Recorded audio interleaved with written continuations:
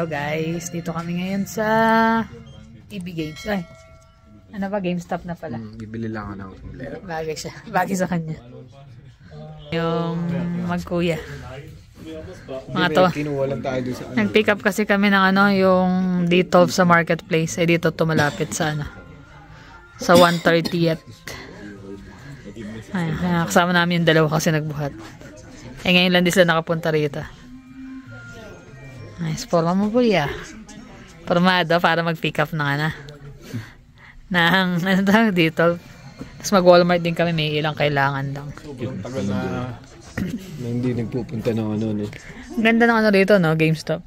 Maayos. Diablo. Parang ano yun, statue. Tom and Jerry. Pagtagal niyan, magkano no? Yun. Ito nga rin ang cute eh. Ito, paborito ni Sky, si Anya. Si Anya.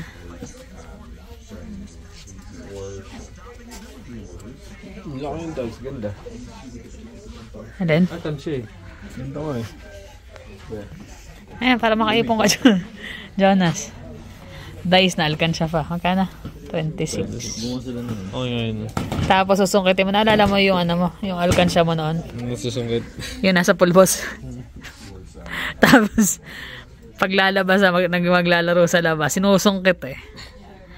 Diyan magaya, manungkit na, madaya eh, manungkit ng ipon niya eh. Ano yan? May bag pa. Tingin eh. Body bags. Baksa mo, tingin. Ganyan lang ata talaga siya eh. Cute. Di ba buksan? Dito na kami sa Walmart. Kailangan na ng mga kung-anik-anik mga tissue. Ganda ng sikat ng araw pero malamig kasi mahangin.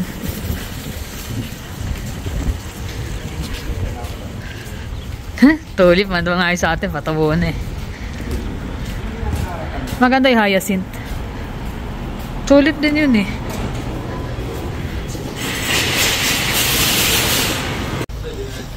Ayun ah. Labas kami, wala kaming bag. Nalimutan namin magdala ng bag. Ayan, bit-bit namin lahat ngayon. Nasa bulsa ni Jermaine, nasa bulsa ni Jonas. So, let's go. Ayun pala yung sakyan. Layo pala natin. Punta rin kami ng ano eh, Home Depot. Ayun na yung Detolf. Sa baba na lang daw nila ilalagay. Yung apat nasa taas. Apat ba yun? Apat nga. Apat pa. Yan, display yan niya rin ng toys niya sa baba. Jermaine, kakulay mo pala yung ano unan. Dito kami sa may playground malapit sa amin.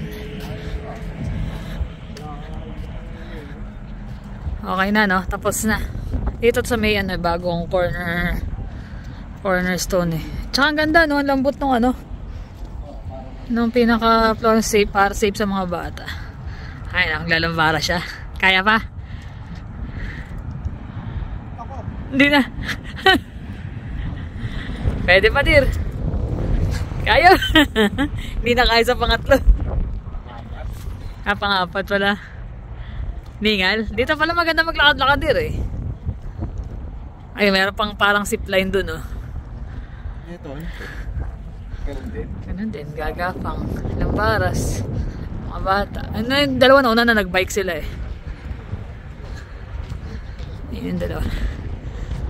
Shooting dapat sa may Skyview eh. Mas malayo. Siguro. Ano na? For extreme angled balance beam. Yun. Ganun ba yun? Natapilok. Ayun, dalawa. Mga nakabike. Sino kaya nananalo? Parang yun, no? Oo, lamig ng hangin. Ano pa rin eh? +9 eh. Kailangan namin muna mag-chill. Pang distress. Ang baba pala, no? Mababa? Tatluhan eh. Mas maganda yung sa Skyview kasi mas malaki yung ano nila. Pwedeng whole court. Kaya nga eh.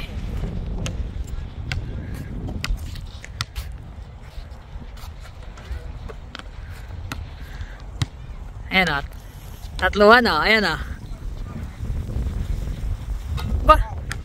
Ayos o.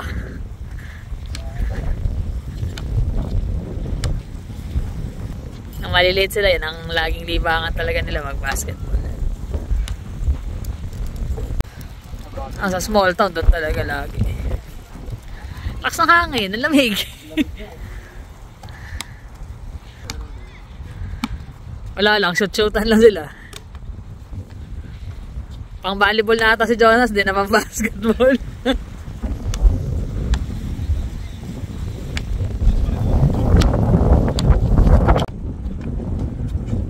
Wala na. Talo si Jonas.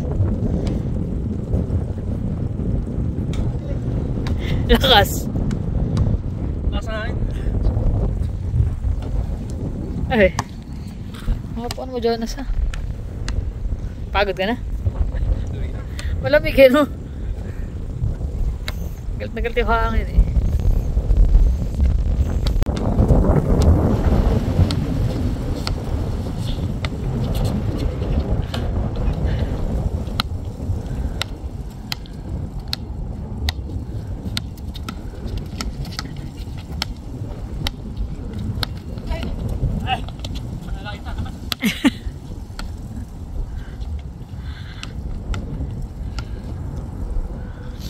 Mahirapan ka na din katawanin si Jonas. Ang laki eh. Sa tangkad na kasi kayo mo kay daddy na eh. Tsaka mas malaman.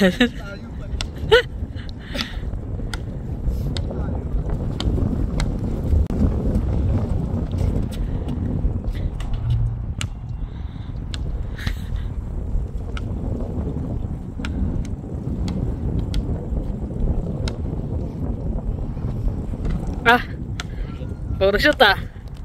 Ba't pag si Jermaine dami shoot? Ba't ikaw? Di kaya. Di kaya.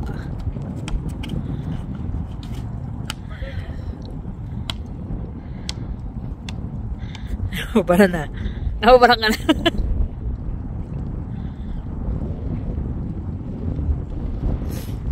Ikaw, pahinga mo na. Naglaro ang bata eh, no? Akyat siya eh. Sige, pag ikaw nahulog ka pa dyan, lula ka na. Sige, sige, sige. Iwan na namin yung dalawa eh. Uwi na kami, lamig. Galit na galit ang hangin eh. Nangayuhan ako yung hood ko. Masyadong malamig. Pero ang ganda lang talaga ng sikat ng araw.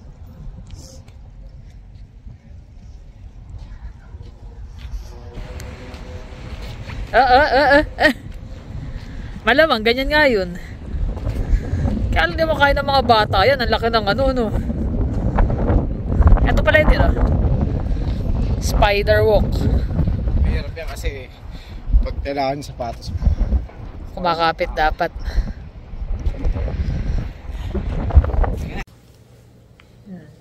Kamusta guys? Yan. Ito nanonood ng ano. Nakawin at na relax na lang. Nag-basketball sila. Pero malamig. Mahangin sa labas. Malamig nga eh. Kaya hindi rin kami nagtagal na iwan yung dalawang bata. Inom tayo ng ano. Barley. Tapos tinimpla ko sa ano eh, sa almond milk. Oo nga lang, masarap. Galing kay Miss Sophia Carter. Para nag-enhance yung ano. Ang lasa. Ang lasa niya. Masarap. Yeah. Kailangan na maging ano. Kailangan na maging ano, health conscious at saka health is wealth talaga eh. Oo. Baliwala lahat ng mga naipundar mo, ng nagawa mo sa mundo, ng mga na-achieve mo pag hindi ka rin ano, Kumbaga, hindi ka nag-invest sa, ano mo, Kalusugan. sa kalusugan mo. Kasi kung yun ang makakatulong. Siyempre, una-una, yung pagkain. Bawas na talaga. Kain, yung mga bisyo, Yung lahat na pwedeng maiwasan na makakasama sa katawan. Yun nga talaga eh. Tsaka yun na, yung, ano nga, yung regular na Exercise, check-up. check-up. Buti na lang dito, merong annual na, ano, tatawagan ka naman ng family doctor.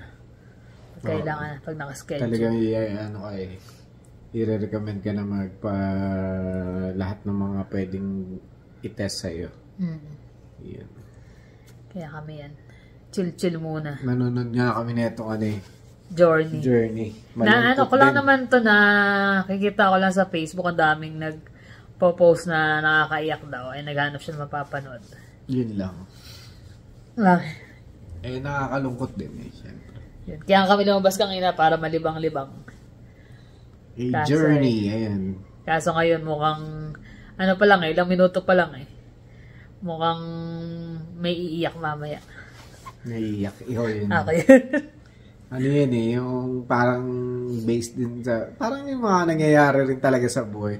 Pasensya na kayo kung may mga nag-aano na bakit shinare pa namin. Kaya lang, kami kasi, hindi na dapat namin shinare yung kwento. Merong isang nag-comment na na dapat daw hindi na namin shinare. Tapos ginawa lang daw namin content. Sa amin, hindi naman siya content Kumbaga, shinare lang namin kasi unang-una, apakadami naming messages na na-receive na hindi naman namin ma-replyan lahat. Mula sa subscriber namin, mga subscriber nila niya. So, nag-worry sila kung...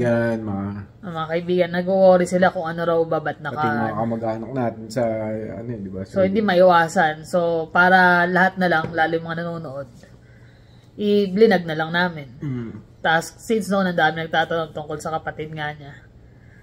So, doon na lang namin. Pero hindi naman ibig sabihin na inaano namin siya. Parang sinisiraan. Hindi mo na kailangan yun eh. Kumbaga, kaya namin shinare yun kasi yun yung totoong naging buhay niya. Realidad Pero yung buhay niya na yun, hindi naman namin siya pinabayaan, hindi naman namin siya kinamuhian na Kasi tuwing makikita mo or makakasalubong mo nung mga time na nandoon pa tayo, hindi mo rin matiis na hindi bigyan or hindi mo matiis na At saka like nga sinabi namin, hindi naman siya yung tipong talagang araw-araw magwawala. Yung siya, pag nakainom lang, pero hindi mo siya everyday umiinom. So kapag yung normal siya, okay naman. Kaya lang may para sa iba siguro hindi maganda na... Hindi maganda. Yun yung tunay na buhay namin, nagiging transparent lang din naman kami. Kasi syempre, totoo naman na nalulungkot din kami kasi nga syempre, pamilya yun Bakit kung... Tapos unang-una pa, dahil nga si Mami may Alzheimer. So instead na yung kumbaga si Mami ang nag-aasikaso sa kanya na ganun, wala dahil nga may Alzheimer, hanggat maaari nga hindi rin namin papalam na kay Mami. Hindi, tsaka yung mga tao alam nila na may edad na si Mami, may so ang dami nag-worry na baka wag naman daw sana, which is wag naman talaga sana. Kahit naman sino, ayaw naman natin na may mawala sa pamilya. Kahit kahit sabihin mo ka-close mo, hindi. Pero basta pamilya. Importante yan. So, sa amin, shinare lang namin kasi nga dami nagtatanong para isang sagutan na lang din. Hindi na makapag-comment siya sa kasi nga, inasikaso rin namin talaga yung... Hindi ko na nga na-replyan yung lahat ng nyo. Pero nabasa naman namin lahat kaya alam talagang dami rin kasi nasikaso kasi habang kausap din namin sila Ninya. Tapos, ayun nga, nasa work pa si Jet nung time na yun. Tapos, sabi namin, puntahan na. Gabi nangyari, di ba? Gabi doon, madaling araw naman dito nung nangyari. So, wala kami tulog nun. Magawa. Inaantay namin yung response nila. Tapos, nagpadala nga kami ng initial na gastusin. Panggastos nila ron. Kasi yun lang talaga. May nag-offer pa nga, sabi niya, kung uwi kayo, meron akong travel agency. Kaya lang, sabi ko, kaysa naman uuwi namin, itutulong na lang sa gastusin. Hindi din naman biro ang gastusin, di ba? Alam nyo naman. Saka nakakayari naman yung di ba, yung mga ganun bagay. Pero maraming salamat kay Sis May. Miss May. kusinera ng Edmonton. Maraming salamat po sa thank you sa inyong offer na tulong. Pero sabi nga niya, oo nga daw, mas practical nga daw yun kasi mas naunawaan nila.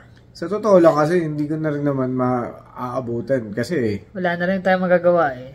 Kumbaga pag umuwi ka, wala na rin talaga.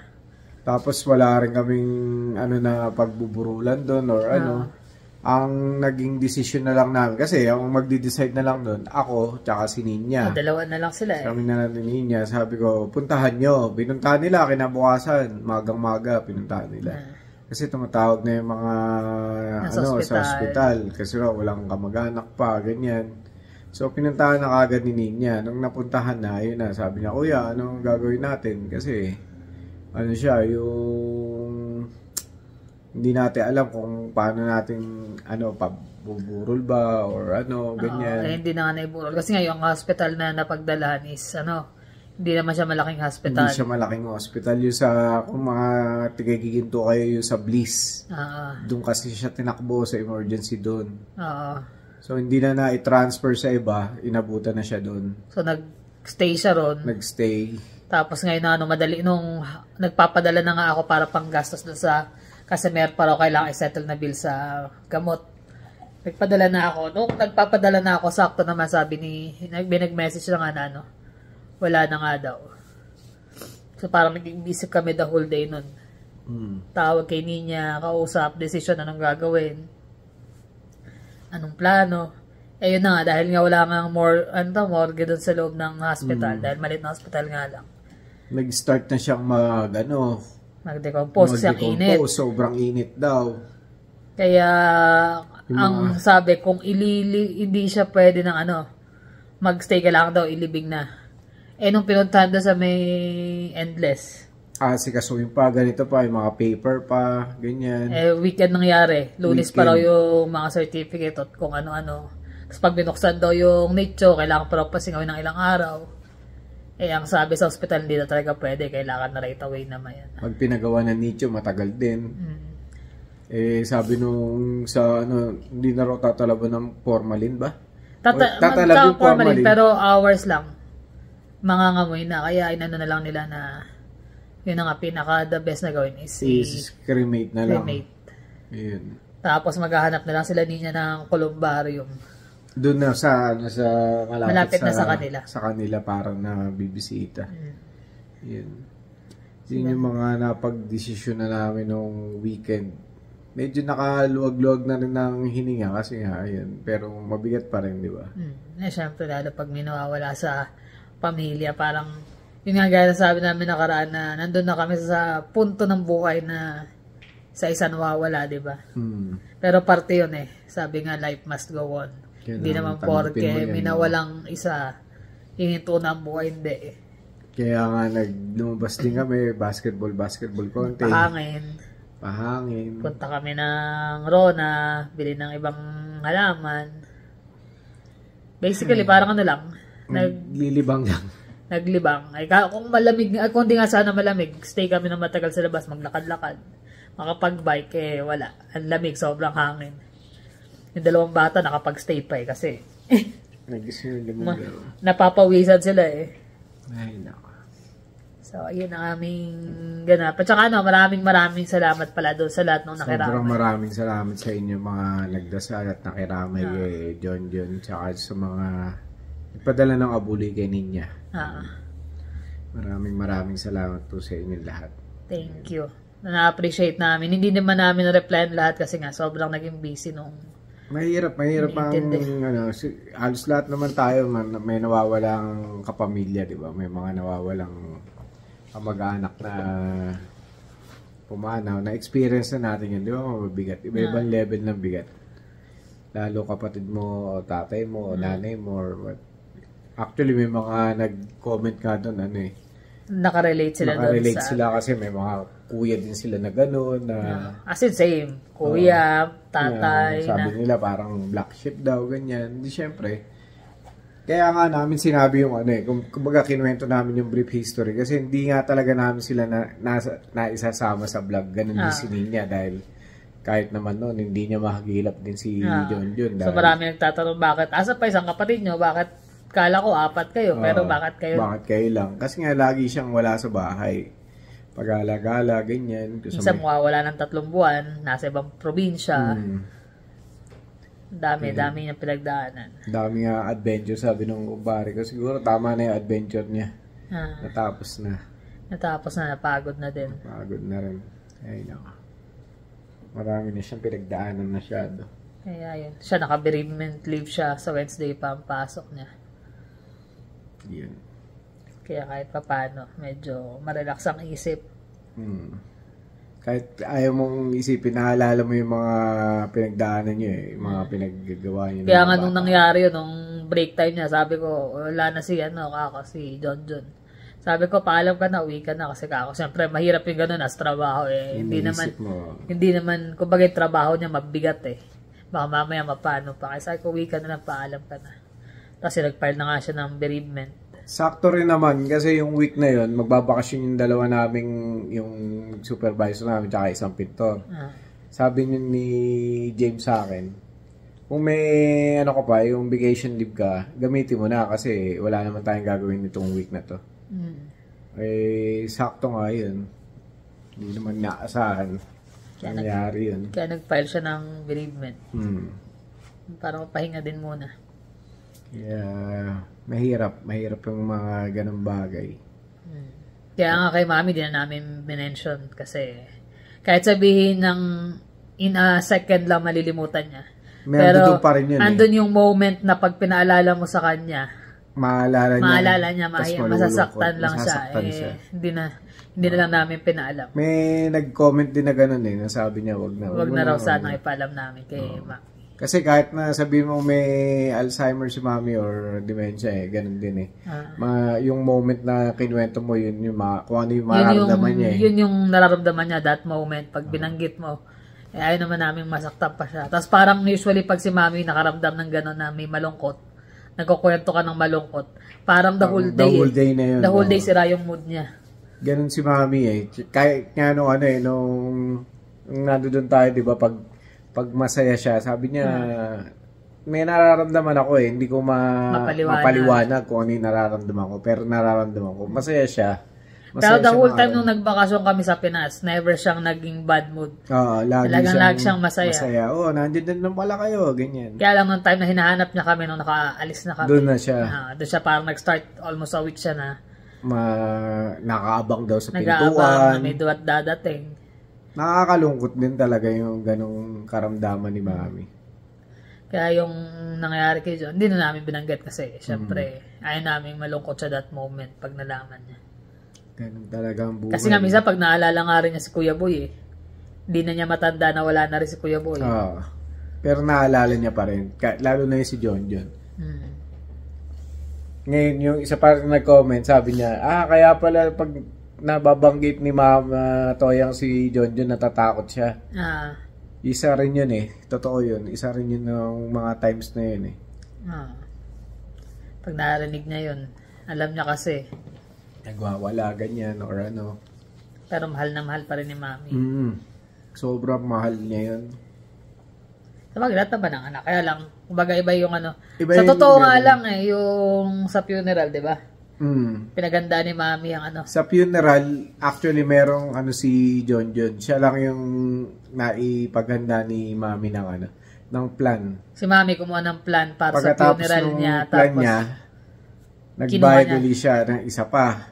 Para kay John. Si Kuya Boy nga, kami yung gumasos dun, di ba? Tayo gumasos ng funeral ni Kuya Boy, yung panganay namin. Kasi nga, hindi siya napaghanda ni Mami kasi nasa abroad siya nun eh. Nung bumalik siya, may sakit na eh. Kaya, yun. Although, hindi naman nagamit yung plan ni John kasi nga, crenimate. Crenimate siya. So, transferable naman yung ano. So, sabi namin kay Ninya, itabi mo na lang. Tabi niya. Pwede kasi siya sa'yo na i-transfer. Next siya doon sa ano eh. Malamang sa'yo hahanapin yung baka hininga ng ano eh, di ba? Pero syempre, dahil nga hindi naman natin kailangan dito tayo. Sabi namin kay Ninya, siya na lang para hindi masayang. So, ayun. Yun ang aming mga ganap. Wala naman.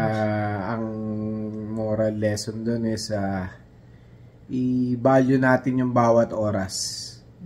TikTok, yun nga raw sabi nung napapanood ko yung Indiano na matanda sabi niya yung TikTok bawat yan. Pagising mo sa umaga, anong oras na? Pakaramdaman mo yung sarili mo. Pakaramdaman mo yung sarili mo kung buhay ka pa. Kung buhay ka. Magpasalamat ka kasi buhay ka pa. Pag break time mo ng 10 o'clock, umabot ka ng 10 o'clock. Pasalamat ka. Oo. Bago ka matulog, magdasal ka at magpasalamat sa buhay na meron ka. Ganun ulit, paggising mo. Kasi yung oras nga ng buhay, tuloy-tuloy yan. Walang hinihintay yan, tuloy-tuloy yan. So, yun yung oras na meron ka, yung buhay mo. Yun yung pinaka-orasan niya. So, doon nakasalalay. Habang tumatakbo yung oras, tumatakbo yung buhay mo. So, gawin nating makabuluhan.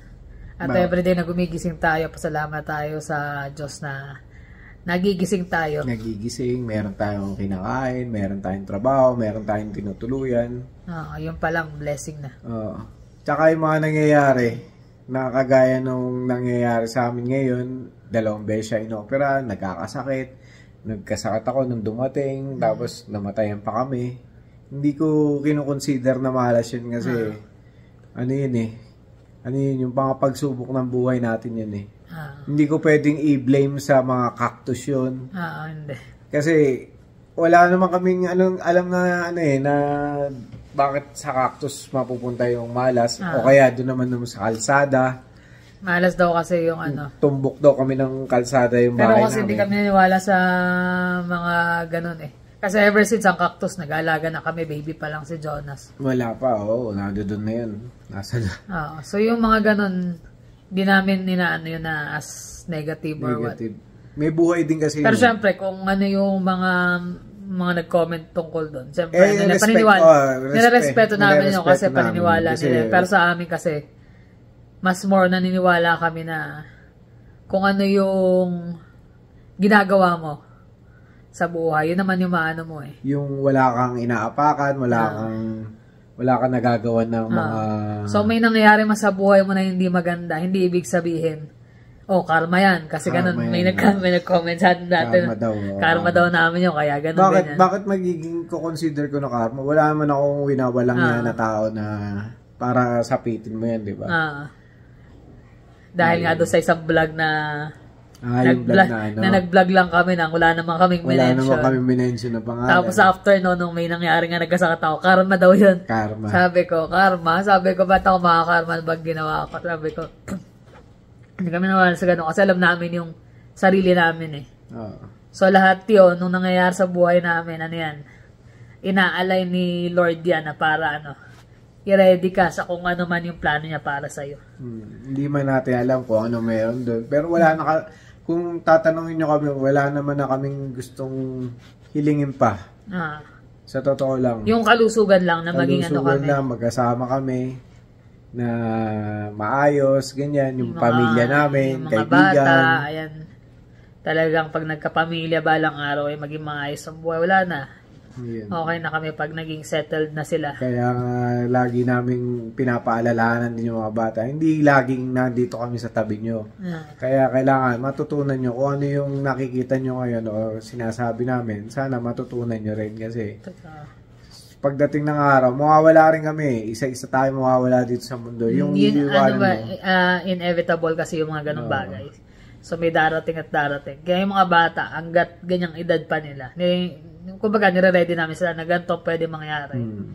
So kailangan maging matatag kayo, masanay kayong ganito, ganyan. Kasi parte yun eh. Lalo to mga lalaki, mga anak namin syempre. Sila yung magtataguyod ng pamilya. Kailangan na maging matatag. That's our thought for the day.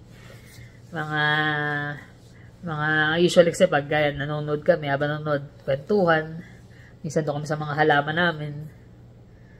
Tumatanda na yata talaga tayo. Kumbaga, tumatanda na talaga tayo. Sa sobrang tagal na rin namin, marami na rin kaming na-experience, marami na rin nawala sa amin. Sobrang aga kasi namin nag-start sa buhay, di ba, na maging mag-asawa. Marami na rin kami nakita mga nangyayari, ganyan. Pero up to now, ito naman kami, mas lalong nagiging matatag. Baga sinubok na ng panahon. Kaya nagpapasalamat talaga kami sa Panginoong Diyos dahil nga hindi ayaw ko man i-mention pero talagang yung pasasalamat namin tao sa puso na hanggang ngayon nakakaya pa rin namin yung mga pagsubok ng buhay. O sa daming duman, di ba? Ito tayo. Dahil matatag. Dahil bukod sa amin, may mga mas higit pa na pinagdadaanan mga ibang tao na mas higit pa yung problema. Baka wala pang sakaling kinga nila yung pinagdadaanan namin. Pero nalalagpasan din nila. Kasi nasa nasa pananampalataya talaga. Nandun sa faith mo yun Kaya hanggat nandun ka, kumakapit ka dun sa faith na yun. Dire-diretso yan. Laban lang sa buhay. So yun naman guys. Sana hindi kayo na-bored sa amin. Medyo malungkot pa rin pero kaya. Life must go on. Life goes on yan Maraming salamat uli sa inyong mga pakikiramay at sa inyong mga panalangin. Paano guys? Ingat kayo lagi. Thank you for always watching. See you on the next vlog. Bye!